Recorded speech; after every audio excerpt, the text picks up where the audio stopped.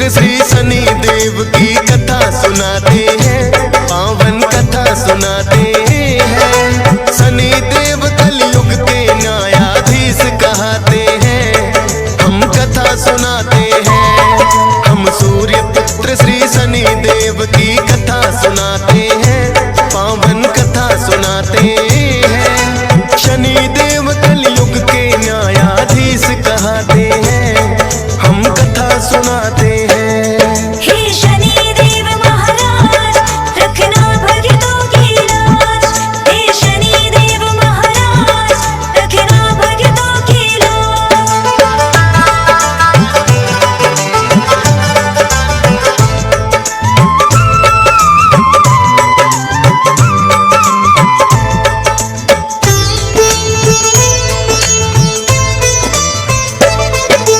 सूर्य देव का मन तो संज्ञा देवी पे आया, ताप सहन ना कर पाई वो छोड़ गई छाया। छाया नंदन इसीलिए शनि देव कहते हैं, लेकिन सूर्य देव शनि को ना अपनाते हैं। क्योंकि छाया के कारण हुआ रूप बड़ा काला, आंखों का रंग सुर्ख लाल जैसे दहके ज्वाला। ऐसे कुरूप बालक को कैसे मैं अपनाऊंगा, तेजवान मैं ये काला लज्जित हो जाऊंगा। पिता ने जो अपमान किया शनि सह ना पाते हैं, पावन कथा सुनाते हैं। शनि देव कलयुग के न्यायाधीश कहते हैं, हम कथा सुनाते हैं। हे शनि देव महाराज, रखना भक्तों की लाज। हे शनि देव महाराज, रखना भक्तों की लाज।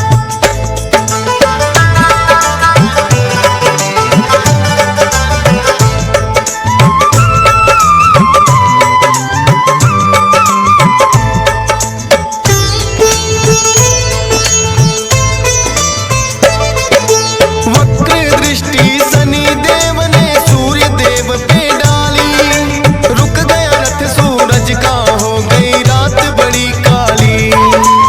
अरुण सारथी सूर्य देव के हो गए नेत्रहीन, छह रोगी हुए सूर्य देव भी तेज लिया है छीन।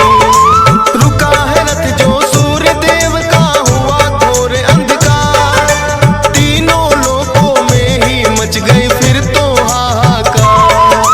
सूर्य देव को अपनी भूल का फिर तो हुआ एहसास, मांगी माफी शनि देव से तब उन्हें कर दिया माफ। करे कोई अपमान उसे ये कोप दिखाते हैं, पावन कथा सुनाते हैं। शनि देव कलयुग के न्यायाधीश कहते हैं, हम कथा सुनाते हैं। हे शनि देव महाराज, रखना भक्तों की लाज। हे शनि देव महाराज, रखना भक्तों की लाज।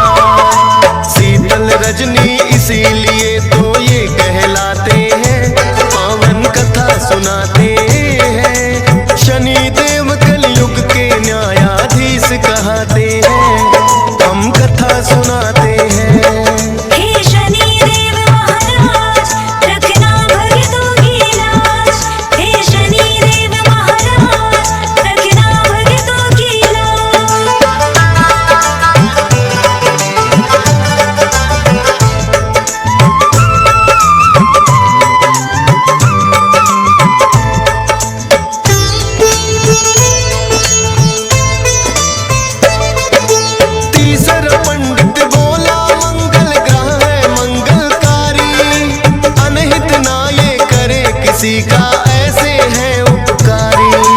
जिस पे इनकी होती कृपा उसके भाग्य खुले, जो भी मन में होती इच्छा सब कुछ उसे मिले। चौथा पंडित बोला बुद्धिग्राही सबसे महान, जिसकी राशि में होते उसका बढ़ जाए मान। बुद्धिग्राह की जिस पे राजन कृपा हो जाए, सुख संपत्ति धन वैभव सब उसके घर आए। कोई मुश्किल ना आए जो कृपा पाते हैं, पावन कथा सुनाते हैं। शनिदेव कलयुग के न्यायाधीश कहते हैं, हम कथा सुनाते हैं।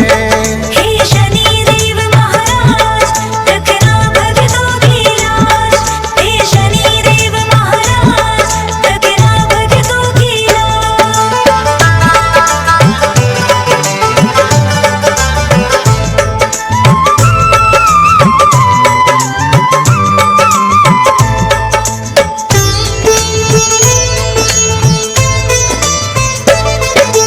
पांचवा पंडित गुरु ग्रह का करने लगा गुणगान। इस सृष्टि में है राजन ना गुरु बिना है ज्ञान। सतगुरु जी के श्री चरणों में जो भी शीश झुकाए, गुरु ग्रह की कृपा उस पे राजन हो ही जाए। छठवें पंडित ने उठकर फिर शुक्र की महिमा गाई। सभी ग्रहों में राजन शुक्र ग्रह है शुभ फलदायी। शुक्र ग्रह जिसकी राशि में करते हैं प्रवेश,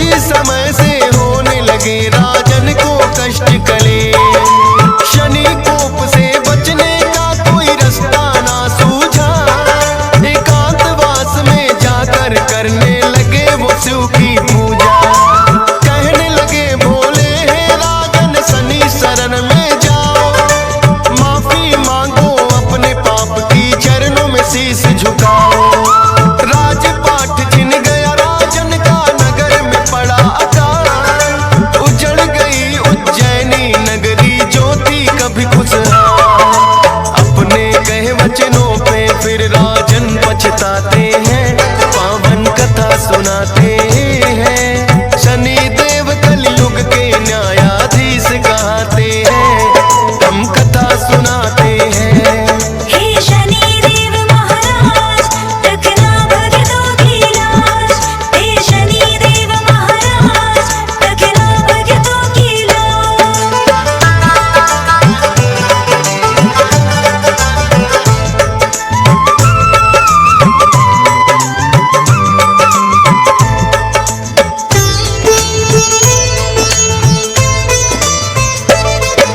शनि देव ने फिर अपनी है शक्ति दिखलाई, चंद्रसेन राजा के हाथों सजा भी दिलवाई।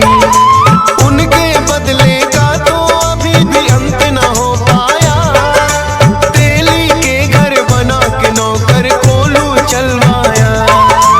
राजा विक्रमादित्य ने आखिर अपनी हार ली मां, शनि देव से माफी मांगी और करने लगे ध्यान। शनि देव ने होकर खुश फिर उनको माफ किया, अहंकार था जो राजन को पल में साफ किया। राजपाठ वो राजन का फिर से लौटाते हैं, पावन कथा सुनाते हैं। शनि देव कलयुग के न्यायाधीश कहते हैं, हम कथा सुनाते हैं। हे शनि देव महाराज रखना भक्तों की लाज। हे शनि देव महाराज रखना भक्तों की लाज।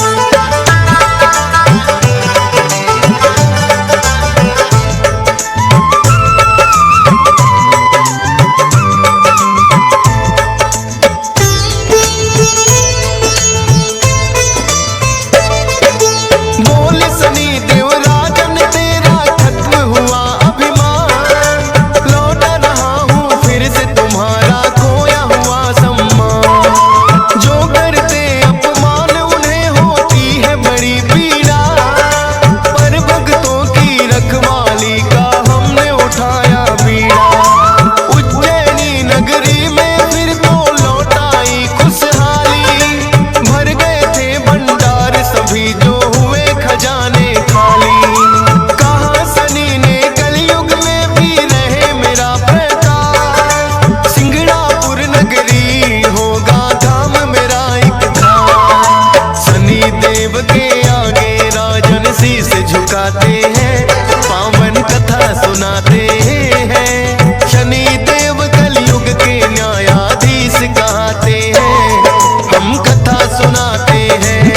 हे शनि देव महाराज रखना भक्तों की लाज। हे शनि देव महाराज रखना भक्तों की लाज।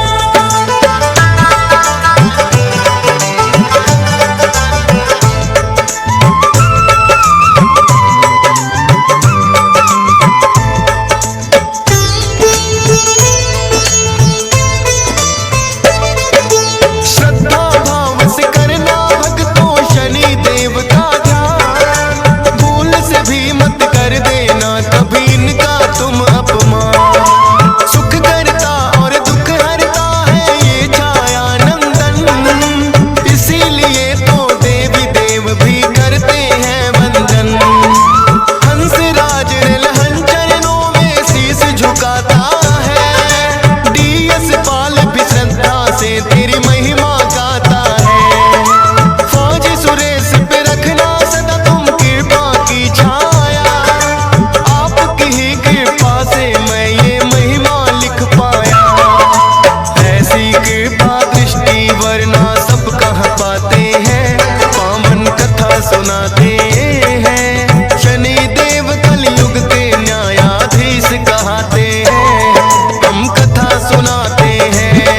हे शनि देव महाराज रखना भक्तों की लाज। हे शनि देव महाराज रखना भक्तों की लाज। शाम सवेरे देखूं तुझको कितना सुंदर रूप है, तेरा साथ है ठंडी छाया, बाकी दुनिया धूप है।